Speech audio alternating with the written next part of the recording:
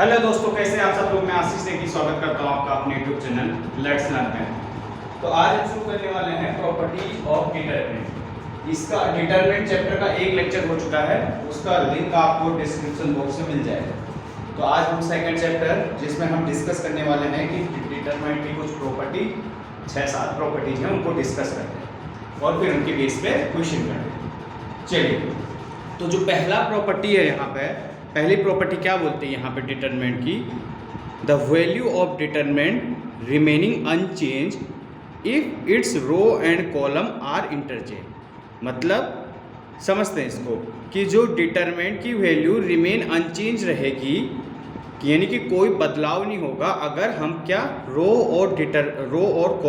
And column को interchange कर देते हैं। तो समझ में आ रही बात, यानी कि बेसिकली जो हमने मैट्रिक्स में ट्रांसपोज की कंडीशन पढ़ी थी ना, ट्रांसपोज यही तो होता था कि रो को हम कॉलम में चेंज करते थे और कॉलम को रो में। ठीक है, तो अगर हम वैसा करते हैं तो फिर भी डिटरमिनेंट पे कोई फर्क नहीं आएगा, यही कह रहा हूँ। तो दैट मीन्स यहाँ से देखना P1 क्या बोल रहा हो, अगर हमारा कोई डिटरमिनेंट है A1 A2 A3 B1 B2 B3 C1 C2 C3, और अगर हम इसके रो को कॉलम करते हैं, यानी कि अगर ये करते हैं हम, यानी कि जो इसका रो है इसको कॉलम बना देते हैं और जो कॉलम है इसका रो बन जाएगा, तो दैट मींस तभी भी डिटरमिनेंट पे कोई फर्क नहीं आएगा। तो that means del equals to del 1 तभी भी सेम है।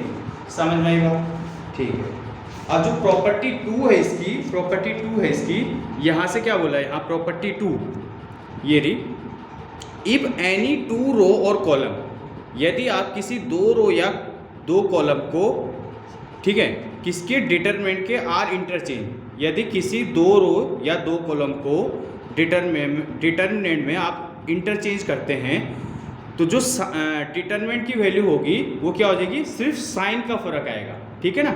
तो जैसे P2 में क्या बोला है, सपोज P1 P2 यहाँ पे अगर डिटरमिनेंट हमारा इस टाइप से रहेगा, B1 B2 B3 C1 C2 C3, तो जो del 1 की वैल्यू आएगी, सपोज मैंने यहाँ पे इसमें कर लिया R1 इंटरचेंज R2, ठीक है, या आप कॉलम के उसमें भी कर सकते हो। तो जो del 1 की वैल्यू क्या आएगी हमारी, del 1 की वैल्यू क्या आएगी माइनस, यानी ये देखो इसका डिटरमिनेंट क्या आ रहा, प्लस में आ रहा, तो यानी कि साइन का फर्क आ जाएगा, यानी कि साइन का चेंज आ जाएगा, जैसे प्लस में तो इसका ये माइनस, तो माइनस del।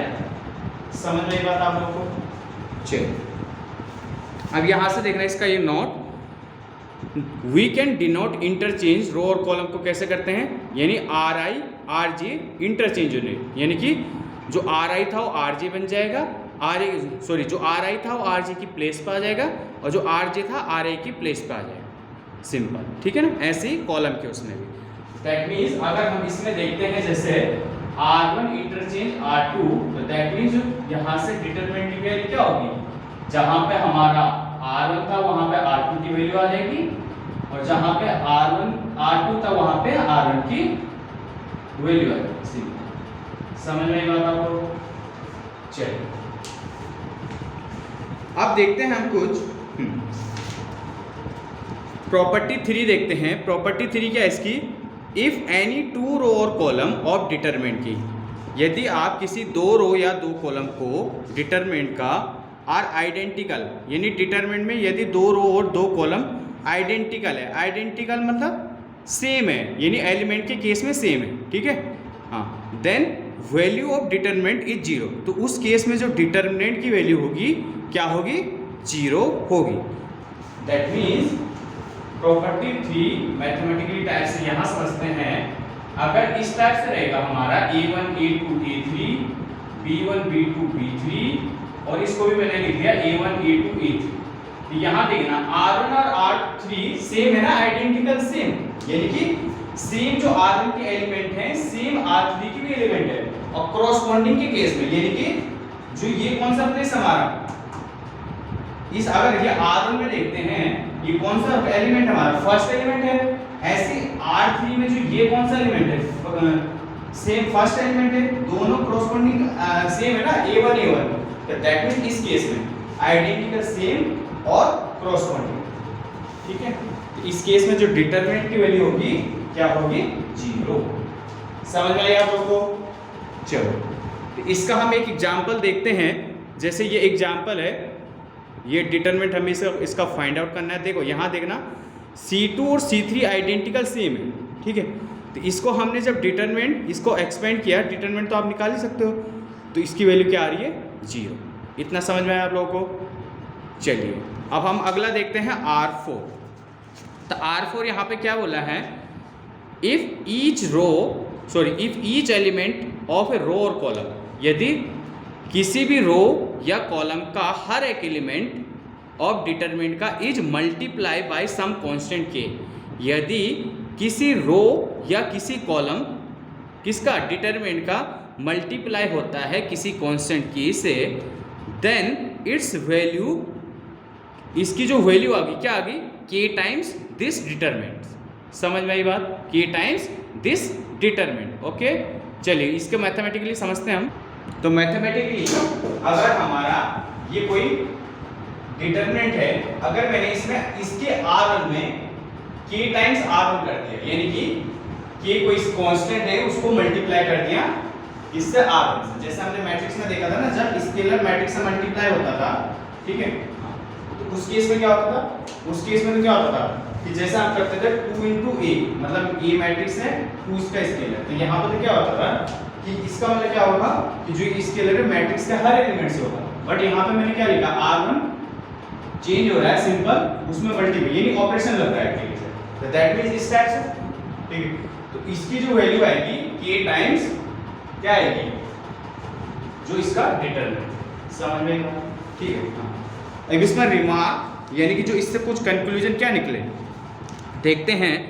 यानी कि by this property we can take out any common factor from one row और any one column by given determinant. मतलब तो इससे क्या भी रिजल्ट निकला, अगर हमारा ठीक है हम किसी भी रो और किसी भी कॉलम से अगर कोई कॉमन फैक्टर आ रहा है तो उसको हम क्या कर सकते हैं, कॉमन फैक्टर फाइंड आउट भी कर सकते हैं। दैट मींस अगर डिटरमिनेंट इस टाइप से है, सपोज यही ठीक है k a1 k b1, क्या देखो ये इसी में देखो तो देखो तो k इस फर्स्ट रो में क्या आ रहा है, कॉमन आ रहा है, तो दैट मींस इसकी वैल्यू क्या आएगी k टाइम्स ये अंदर same a1 b1 c1 a2 b2 c2 a3 b3 c।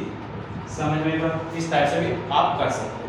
अगर दूसरे रो से भी कुछ कॉमन आता होगा, सपोज इससे अगर 2 2 इसमें 2 रहता तो यानी 2 2 तीनों से कॉमन आ रहा तो आप 2 भी कॉमन आप लिख सकते हो। समझ में आई बात आप लोगों को?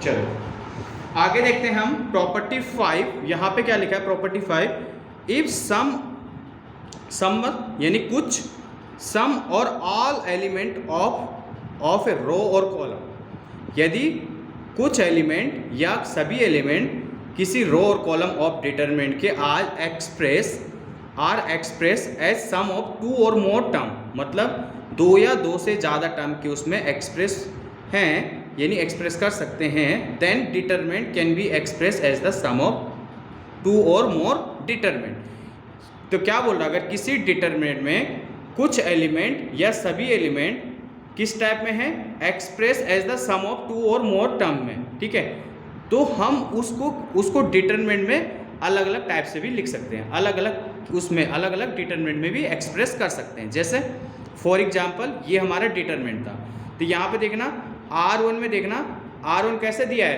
कंपोजिशन के उसमें दिया है, यानी कि 2 टर्म के सम में दिया है, a1 plus lambda 1 a2 plus lambda 2 a3 plus lambda 3। तो इसको आप अलग अलग डिटरमिनेंट में कैसे एक्सप्रेस करोगे, देखो इससे देखो a1 ये b1 और c1 जो उसके नीचे है तो दोनों के साथ आएंगे, ठीक है। तो इस टाइप से पहला डिटरमिनेंट हो गया इसका, प्लस सेकंड वाला लैम्डा 1 लैम्डा 2 लैम्डा 3 सेकंड में आएगा, और जो b1 b2 b3 c1 c2 c3 ये तो दोनों में ही आएंगे। आई बात समझ में आप लोगों को? तो प्रॉपर्टी 5 क्या है हमारी, एक्सप्रेस वाली, यानी कि सम ऑफ 2 और मोर टर्म के केस में अगर डिटरमिनेंट होगा तो उसको हम सेपरेट भी लिख सकते हैं सम ऑफ 2 डिटरमिनेंट के केस में। क्लियर है इतनी बात? जैसे यहाँ पे एग्जाम्पल 10 है, ये हमारा एग्जाम्पल है, ठीक है। यहाँ पे बोला है सो दैट इस डिटरमिनेंट की वैल्यू 0 है। तो मैंने ये वाला पार्ट लिया इसका LHS। देखो इसमें जो R2 है वो क्या है, सम ऑफ टू टर्म के केस में, तो इसको मैंने अलग अलग लिख दिया। अब देखना ये जो पहला वाला डिटरमिनेंट है R1 और R2 आइडेंटिकल सेम हो गए इसका, तो दैट मीन्स इसकी वैल्यू तो क्या होगी 0। अब इसमें देखना, ठीक है, हाँ इसमें देखना जो सेकंड वाला डिटरमिनेंट है यहाँ भी देखना R2 एंड R3 यहाँ पे क्या है, एक दूसरे के प्रोपोर्शनल है ना, ठीक है। तो दैट मीन्स इसकी वैल्यू भी क्या है 0 होगी। क्लियर है इतनी बात, ठीक है। तो यानी कि इस टोटल की वैल्यू क्या आ गई आपकी, पूरी क्या आ गई 0 आ गई। चलिए प्रॉपर्टी 6 क्या है आपकी, if each element of any row और column of a determinant the equi multiply of the corresponding element of the other row or column are added, then the value of determinant remain the same। ठीक है, मतलब क्या बोल रहा है, ठीक है, कि सपोज ये हमारा P6 प्रॉपर्टी है, अगर ये हमारा डिटरमिनेंट है इस टाइप से A1 A2 A3 B1 B2 B3 C1 C2 C3, अगर इसमें क्या करते हैं हम R1 में चेंज कर रहे हैं R1 प्लस 2R2 इस टाइप से, ठीक है। मतलब कि R1 को हम ऐड कर रहे हैं R2 से, और R2 में हमने किससे मल्टीप्लाई किया, ट्वाइस ऑफ R2। तो इस केस में जो भी डिटरमिनेंट आएगा वो उसकी वैल्यू भी इस डिटरमिनेंट के इक्वल ही होगी। समझ में ये बात। चलिए जैसे यहाँ पे इन्होंने ये एग्जाम्पल किया भी है, ये डिटरमिनेंट हमारा डेल वन डिटरमिनेंट में क्या हुआ, जब हमने R1 में चेंज किया R1 plus K times R3, ठीक है। तो हमारा R1 इस टाइप से चेंज हो गया, ठीक है।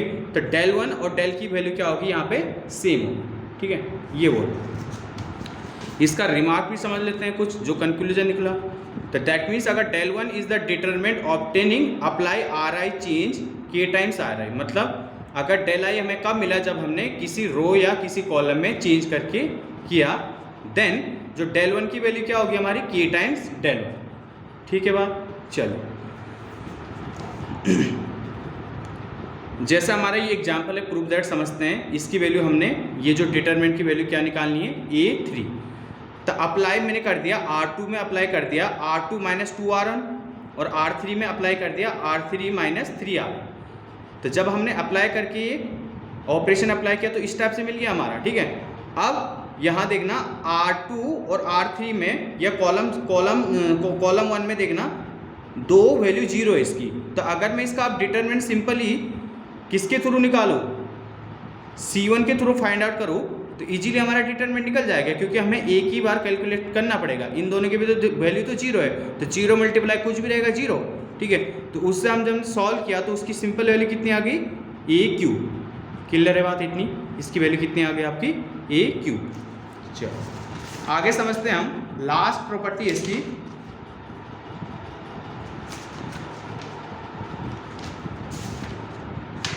सॉरी इसकी यहाँ पे आपकी 6 ही प्रॉपर्टी दे रखी है, ठीक है। तो प्रॉपर्टी यहाँ पे आपकी सब कंप्लीट हो चुके हैं। अब कुछ 2-3 हम एग्जाम्पल करते हैं, इनको जो हमने अभी तक प्रॉपर्टी सीखी उनके बेस पे हम कुछ अप्लाई करते हैं एग्जाम्पल पे इनको। देखो ये हमारा एग्जाम्पल है 13, ठीक है। इसका हमने डिटरमिनेंट फाइंड आउट करना है, ठीक है। इस टाइप से करेंगे, देखते हैं, ठीक है। सबसे पहले दिमाग में आपका क्या आएगा, सिंपल इसको जैसा हमारा डिटरमिनेंट का 3 में फाइंड करने का रूल है उस टाइप से करते हैं, अच्छी बात है, ठीक है। बट कुछ स्मार्ट तरीका ताकि हमें कम से कम कैलकुलेशन करनी पड़े, ठीक है। तो उसमें क्या था हमारी, ठीक है, हमने जब डिटरमिनेंट स्टार्ट किया था पहले वाले लेक्चर में, तो मैंने एक चीज़ बताया था कि हम ईजियर कैलकुलेशन के लिए क्या करते हैं कि हम सबसे पहले ये देखते हैं कि किसी रो या किसी कॉलम में मैक्सिमम नंबर ऑफ जीरोस हैं क्या। अगर हैं तो हम उस रो या कॉलम के थ्रू अलोंग एक्सपेंड करते हैं, तो हमारा थोड़ी कैलकुलेशन बच जाती है। और कैलकुलेशन जब बच जाती है तो उसमें गलती होने के चांस भी कम रहते हैं, ठीक है ना। चलिए, तो इसमें तो मुझे कोई ऐसा दिख नहीं रहा, आपको भी नहीं दिख रहा। तो देखो मैंने इसमें क्या कर दिया, ध्यान से देखना, R2 को मैंने चेंज कर दिया R1 माइनस R2 ठीक है। और इसी टाइप से R3 को मैंने चेंज कर दिया R1 माइनस R3। क्लियर है इतनी बात आप लोगों को? ठीक है। या R2 माइनस R1, जिस रो में चेंज कर रहे हैं उसमें से मैंने पहला वाला रो माइनस कर दिया, ठीक है। तो यानी यहां से क्या आएगा हमारा, ये हमारा 1 A B C, R1 में तो कोई चेंज नहीं है। अब R2 में हमने चेंज क्या किया, R2 माइनस R1, तो दैट मींस 1 माइनस 1, ये तो 0 हो जाएगा। ये वाला B माइनस A और ये वाला यहाँ पे क्या आ जाएगा, C A minus B C। Clear है इतनी बात? ऐसे यहां से देखना, ये वाला 0, ये वाला C माइनस A और ये वाला AB माइनस BC। अब आगे देखिएगा, ठीक है। अब आपको कुछ क्लियर दिख रहा होगा, ठीक है। यानी कि अगर हम आप C1 को देखते हैं यहाँ पे, तो इसमें 3 एलिमेंट में से 2 एलिमेंट 0 दिखा रहा है, ठीक है। तो यानी कि अब हम C1 के एलिमेंट क्या करते हैं, इसका डिटरमिनेंट फाइंड आउट करते हैं, तो हमें इजीली क्या मिल जाएगा, इसका आंसर मिल जाएगा। चलिए कर लेते हैं तो, ठीक है। या पहले एक और स्टेप कर लेते हैं थोड़ा। 1 A B C 0 B minus A, यहां से देखना क्या कॉमन आ रहा है आपका, दोनों में C कॉमन है, C times A minus B। यहां से 0 C माइनस A, यहां से क्या कॉमन आ रहा है आपका B, तो यहां क्या बच जाएगा आपका A माइनस C। क्लियर है इतनी बात आप लोगों को? चलो ये भी सही है। एक और स्टेप कर लेते हैं, थोड़ा और कैलकुलेशन बचाने के लिए। देखो कर तो हम यहीं पे भी सकते हैं, बट वहां पे आपको बेसिकली ये जब क्रॉस मल्टीप्लाई करके करोगे तो थोड़ा लेंथी बैठेगा, ठीक है। तो क्यों ना हम पहले यहां से उसको सेपरेट कर लें, ठीक है। हाँ, B माइनस A, देखो मैं यहां से क्या कर रहा हूं, माइनस कॉमन लेके, तो यहां B माइनस A हो जाएगा, B माइनस, किसी कोई दिक्कत 0, ये C माइनस A, सेम इसमें भी यही कर रहा हूं, C माइनस A। ऐसा क्यों किया गया है, ठीक है, ताकि ये हमारा कॉमन है, ठीक है। अब एक चीज देखना, अभी हमने पढ़ा था कि अगर किसी रो या किसी कॉलम में, ठीक है, हमारे पास कॉमन फैक्टर हो तो हम उसको क्या लिख सकते हैं, K टाइम्स, अगर जैसे K कॉमन फैक्टर आ रहा था R1 में, तो क्या लिख देते हैं हम, K टाइम्स दिस डिटरमिनेंट, ठीक है। तो हम देखो इसमें देखना, ये कॉमन है, ये सेम चीज है, 0 मल्टीप्लाई में यहाँ भी इस टाइप से लिख सकता हूँ ना, तो दैट मींस ये सारा हमारा कॉमन है, ठीक है। तो यानी कि मैं इस टाइप से लिख सकता हूँ उसको B माइनस A, कोई दिक्कत नहीं है, ठीक है। इसमें भी इसी टाइप से लिख सकता हूँ मैं, यानी C माइनस A, और अब अंदर क्या बच जाएगा, यहाँ से 1 A B C, यहाँ से 0 1 माइनस C, इस वाले से 0 1 माइनस P। क्लियर है की बात? अब आप इसका सिंपल डिटरमिनेंट फाइंड आउट कर लीजिए, तो that means B minus C तो ये रहा हमारा, C माइनस E ये हमारा, और इसका डिटरमिनेंट जब हमने अलोंग C1 की किया तो ये 1 इनटू यहाँ से क्रॉस मल्टीप्लाई होता है ना, ये माइनस B, ये माइनस माइनस का प्लस C, ठीक है। तो यानी कि B minus C minus A, इसको क्या लिख सकता हूँ मैं, C माइनस B, ठीक है। तो ये हमारा इसका आंसर है। समझ में आई आप लोगों को बात, ठीक है। ये काफी अच्छा क्वेश्चन था, ठीक है। और इसमें हमने देखो कौन कौन सी प्रॉपर्टी यूज की, जिसमें एक तो हमने क्या किया, R1 और R2 को पहले उसको 0 बनाया ताकि इजियर कैलकुलेशन के लिए, ठीक है। बेसिकली वही किया, ठीक है। चलिए अगला एग्जांपल समझ, चलिए ये 15 एग्जांपल समझते हैं। यहाँ पे बोला है, काफ़ी इंपॉर्टेंट एग्जांपल है एग्जाम पॉइंट ऑफ व्यू से। If x y z are different and delta, यानी ये जो डिटरमिनेंट है इक्वल्स टू 0, देन हमें क्या शो करना है, 1 plus x y z equals to 0, ठीक है ना। चलिए ठीक है, तो ये हमारा क्वेश्चन था, ठीक है। तो देखो हमारे पास हमें शो करना है 1 plus x y z equals to 0। तो कैसे शो करना है, पहले तो हमारे पास यही टर्म नहीं है, 0 तो बाद की बात है ना, ठीक है। तो पहले हम इस डिटरमिनेंट को सॉल्व करेंगे, उससे हम कुछ कंडीशन निकालेंगे, ठीक है। अब क्योंकि हमारे ये 0 दिया है तो हम इसको 0 के इक्वल रखेंगे फिर बाद में, और फिर वहां से वो आपका सो हो जाएगा, ठीक है। चलिए करते हैं इसके लिए प्रोसीजर, ठीक है। देखो यहाँ पे यह क्या दिया है, जैसे आप देख रहे हो C3 टू टर्म के सम में दिया, ठीक है। तो हम इसको प्रॉपर्टी 5 से क्या कर सकते हैं, अलग अलग सेपरेट लिख सकते हैं, ठीक है। तो हमने इस टाइप से लिख लिया, प्रॉपर्टी 5 यही बोलती है, ठीक है, जो अपने अभी समझा था, ठीक है। तो यानी x x square x cube, यहां से y y square y cube, z z square z cube. तो दैट मींस ये क्या हो गया हमारा प्रॉपर्टी 5 से, ठीक है। हाँ, अब एक चीज देखना है यहां से, यहां से देखना, मैं देखो इसमें देखना R1 में x कॉमन है, R2 में y, R3 में z। तो सेकंड वाले में देखना था x y z कॉमन आ गया, x R1 से, ये R2 से, ये R3 से। दैट मींस अंदर क्या बच जाएगा 1 x square, 1 y y square, ये 1 z स्क्वायर बच जाएगा, ठीक है ना। हाँ, अब इससे देखना, ठीक है। हाँ, यहाँ पे देखना मैं ये चेंज कर रहा हूँ, ठीक है। इसमें मैं क्या कर रहा हूँ C1 और C3 को क्या कर रहा हूँ मैं इंटरचेंज कर रहा हूँ, ठीक है। या देखो दो बार हमें इसको चेंज करना पड़ेगा, ठीक है। पहली बार इन दोनों को मैंने आपस में चेंज कर दिया, इन दोनों को इन दोनों को, ठीक है।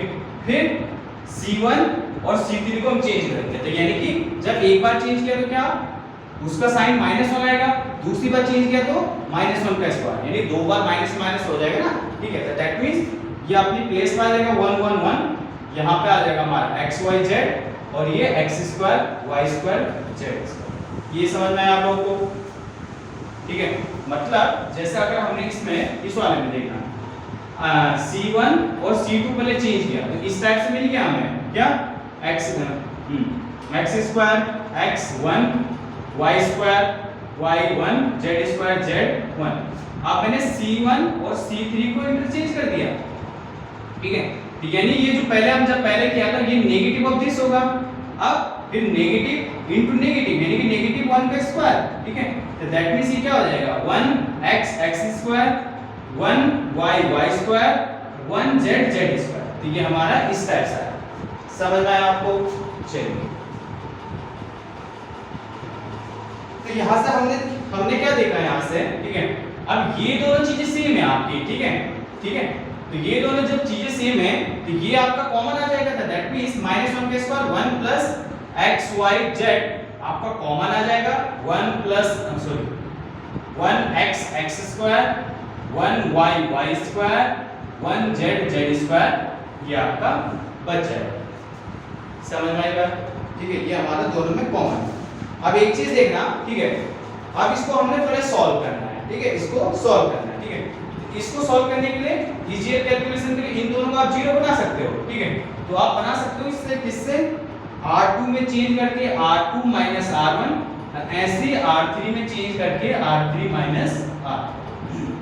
तो दैट मींस यहां से क्या बन जाएगा 1 प्लस x y z, तो ये क्या बन जाएगा आपका 1 x स्क्वायर, ये आपका 0 0, और ये आपका y minus z minus x। ये तो आप कर लोगे ना, ये प्रीवियस क्वेश्चन की तरह आ रहा है सेम, ठीक है, z square minus x square, ठीक है। क्लियर है इतनी बात। तो जब इसका डिटरमिनेंट हमने फाइंड आउट किया तो हमें फाइनली इस टाइप से मिल गया 1 प्लस x y z into y minus x z minus x, ठीक है। बेसिकली वो कॉमन आ गया हमारा, ठीक है, और z माइनस y, ठीक है। अब एक चीज देखना, ये हमारा डेल था, ये भी हमारा डेल के करो सिंस, हाँ इतना आपने कर लिया। चलो मैं आगे कर रहा हूं थोड़ा इसको रीच करके। सिंस क्वेश्चन में क्या था हमारा, जो डेल था हमारा वो 0 था, तो दैट मींस अगर हम ये 0 रखते हैं तो ये हमारा क्या आ जाएगा 1 प्लस x y z y minus x z minus x और z minus y equals to 0, ये हो जाएगा हमारा, ठीक है। अब एक चीज देखना, क्वेश्चन में उसने पहले ही दिया था if x y z are different, तीनों ही डिफरेंट है, तो दैट मींस यहां से क्या हो जाएगा, ये तो हमारा कभी 0 नहीं होगा, ये भी 0 नहीं होगा, ये भी 0 नहीं होगा, तो दैट मींस यहां से क्या होगा 1 प्लस x y z की पॉसिबिलिटी है कि जो ये 0, ठीक है बात, क्योंकि यहाँ पे 4 कंपोजिशन थे, 3 0 क्यों नहीं होंगे, क्योंकि x y z तीनों ही डिफरेंट है, यानी उनका कभी भी जो उनका कभी भी डिफरेंस जीरो नहीं होगा, तो दैट मीन्स बचा यही, तो दैट मीन्स ये हमारा जीरो होगा। तो दैट मीन्स हमने ये प्रूव कर लिया कि ये हमारा क्या आ गया, जीरो आ गया। क्लियर है इतनी बात आप लोगों को। अब देखना इसी टाइप से आपका एग्जाम्पल 16 भी है, ये है इसका डिटरमिनेंट इक्वल्स टू ये हमें शो करना है और देन ये, ठीक है। तो आप इसको भी उसी तरीके से कर सकते हो, ठीक है। हाँ, taking common factor a b c निकाल दिया R1 R2 R3 से, इससे A निकाल दिया कॉमन फैक्टर, इससे B निकाल दिया और R3 से C निकाल दिया, ठीक है। फिर उस पर अप्लाई किया उसने R1 में चेंज करके R1 plus R2 plus R3, तो ये हमें सारा मिल गया, ठीक है।